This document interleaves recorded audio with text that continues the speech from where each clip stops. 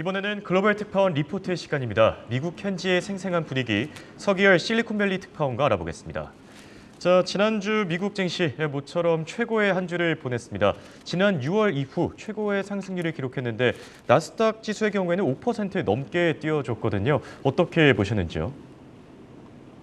기술주 중심의 나스닥은 지난 한 주 동안 5.2% 상승하며 주간 기준 6월 이후 최고 상승폭을 기록했습니다. 변동성이 큰 한 주였습니다. 주 초반 17, 18일 상승한 뒤 19, 20일 하락했다가 마지막 날인 21일 2.31% 상승하며 1859.72로 마감했습니다. 지난주 실적을 발표했던 세계 최대 전기차 업체 테슬라의 주가는 지난 한 주 동안 4.61% 올랐습니다.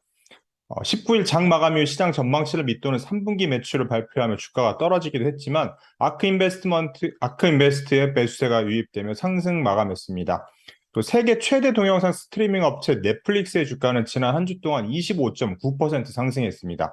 18일 장 마감 후 발표한 매출과 순이익 모두 월가 전망치를 웃돈 데다 지난 분기에 가입자 수가 241만 명이나 늘어났다는 소식에 주가는 19일부터 상승세를 이어갔습니다. 반면 소셜미디어 스냅챗의 모기업인 스냅의 주가는 지난 한 주 22.31% 하락했습니다.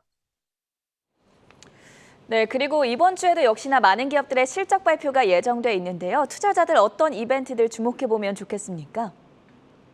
네, 이번 주에는 애플, 아마존 메타 플랫폼 등 주요 기업들의 지난 분기 실적 발표가 줄줄이 예정돼 있습니다. 미국 중앙은행의 기준금리 인상으로 인한 경기 침체 속에서 주요 테크 기업들이 어떤 성적표를 내놓을지 시장에 관심이 쏠립니다.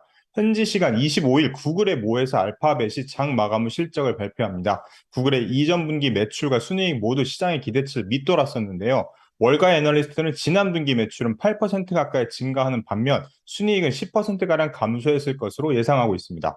애널리스트들은 구글을 경기 침체를 잘 견딜 수 있는 기업으로 꼽지만 매출 성장세가 둔화되고 있는 것을 주목하고 있습니다. 다만 검색 분야의 매출이 줄어들기보다는 잠재적으로 보합세를 유지할 것으로 내다봤습니다. 같은 날 마이크로소프트도 실적을 발표합니다. MS도 이전 분기에 매출, 순이익 모두 월가의 컨센서스를 밑도는 성적표를 내놨습니다. 지난 분기에는 매출이 10% 가까이 오를 것으로 예상되고 있습니다. 최근 일부 금융투자사들은 달러 강세와 전 세계 PC 시장의 급격한 수요 감소로 MS의 실적 전망을 낮췄습니다. 이에 따라서 어떤 성적표를 내놓을지 좀 지켜봐야 될 것 같고요. 26일에는 메타가 실적을 공개합니다. 메타는 2분기에 시장의 기대치를 하회하는 매출과 순이익을 내놓으면서 3분기에도 매출이 줄어들 것이라는 자체 전망치를 내놨죠. 월가 애널리스트는 3분기에서 매출과 순이익 모두 전년 동기 대비 감소했을 것으로 예상하고 있습니다.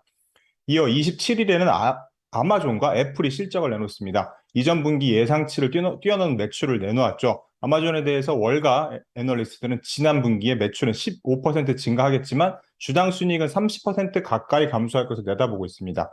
그리고 애플은 이전 분기에 모두 시장 예상치를 웃도는 매출과 순이익을 발표했는데요. 지난 분기 순이익은 전년보다 소폭 성장했을 것이라는 게 월가의 컨센서스입니다.